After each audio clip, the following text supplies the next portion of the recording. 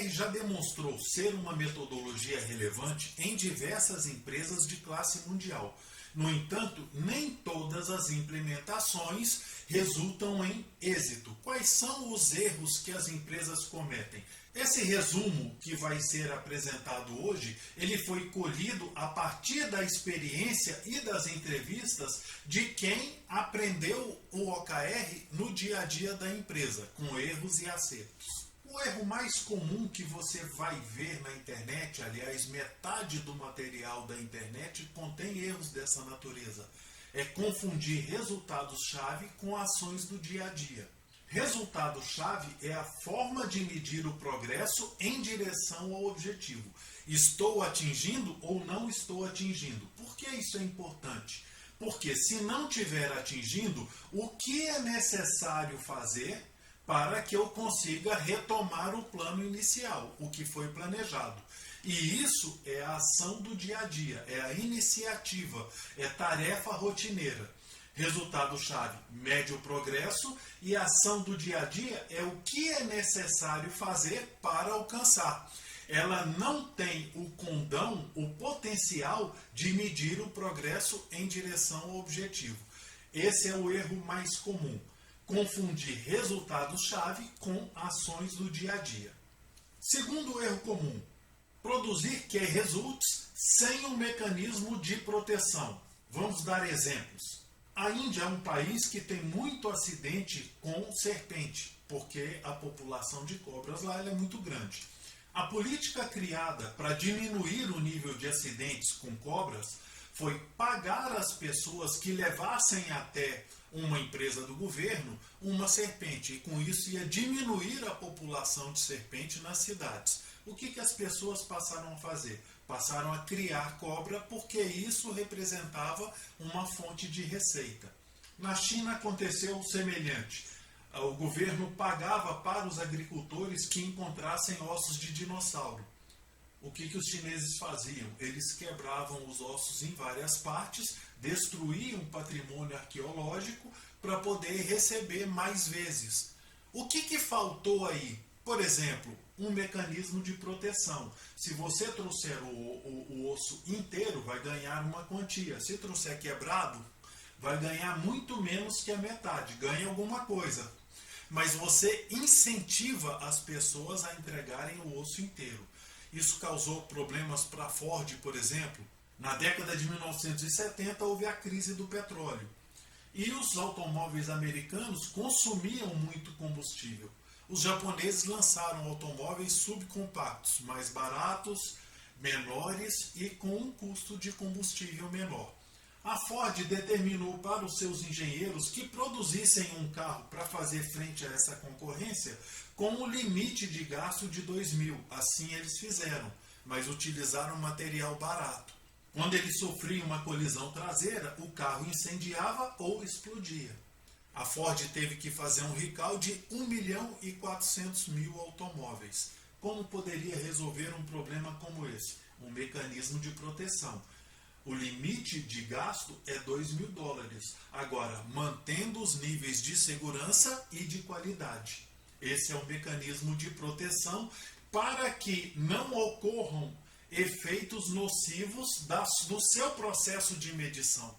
Um outro exemplo é a empresa de telemarketing, que deu uma instrução para os seus operadores para que reduzissem o tempo de atendimento. O que eles faziam? Atendiam em maior velocidade. E nem sempre conseguiam resolver os problemas do cliente. E com isso criam um problema maior. Sempre precisa ter um mecanismo de proteção. Outro erro, definir muitos OKRs ou resultados-chave. Numa empresa onde tudo é prioridade, então nada é. Essa é a fala de John Doerr, quem divulgou a ferramenta OKR para o mundo. Existem empresas que têm 27 iniciativas estratégicas. Obviamente, isso transpassou a capacidade de monitorar todas elas. É claro que algumas das iniciativas não serão sequer monitoradas. Outro erro comum, se espelhar no Google. Existem cursos na internet que defina metas como o Google. Se a sua empresa fizer isso, ela vai quebrar depressa. porque sua empresa não é o Google. O Google ele foi a primeira organização a utilizar o OKR com sucesso. Larry Page, que era o chefe na época, ele fez uma palestra e creditou o crescimento do Google ao uso do OKR. Com isso, ele chamou a atenção de outras empresas para essa metodologia e o OKR ganhou classe mundial. Mas o Google talvez seja a empresa mais ousada do mundo. Um dos objetivos do Google era reunir toda a informação do mundo e torná-la amplamente disponível. Ele quase que conseguiu isso. Agora perceba a magnitude da ousadia das metas no Google. Definir metas top-down. Como todo mundo sabe, 40% das metas com o OKR elas são top-down, que são aquelas metas estratégicas definidas pelo CEO da empresa.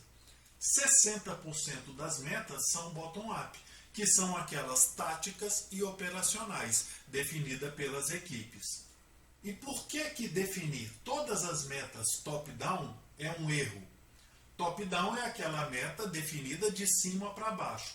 Ela é definida em um setor da organização e repassada para os demais departamentos. Por que isso é ruim?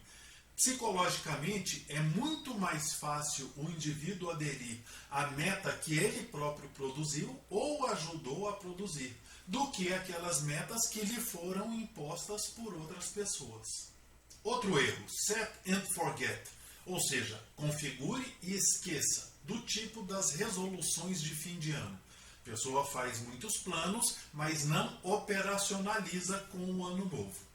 Isso é muito comum nas organizações porque é lançada uma implementação na empresa, mas ela não é trabalhada depois. Outro equívoco é associar o OKR à avaliação de desempenho.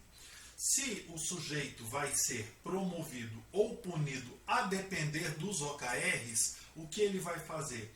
Vai definir OKRs bastante modestos, que é para garantir o benefício ou evitar a punição. E a empresa precisa de OKRs ousados e não modestos. Outro equívoco comum, esperar resultados imediatos à implementação do OKR. Como isso acontece? O profissional ele tem acesso à metodologia, se encanta com ela e vai vender essa ideia para o dirigente da organização. É claro que ele vai gostar dos resultados que já existem para que possam ser avaliados e com a promessa de ajudar a organização. Os primeiros ciclos do OKR, eles são de aprendizado. É quando você vê o que funciona e o que não funciona naquele ambiente. Então, naturalmente, ele não vai produzir resultados nos primeiros ciclos. Para quem você vender a ideia de implementar o OKR, você precisa avisar que ele tem um período de maturação que é necessário. Por fim, ignorar os requisitos, que são muito claros para você fazer a implementação. Qualquer dúvida, questionamento que tiver, entre em contato. Um abraço e sucesso em sua jornada.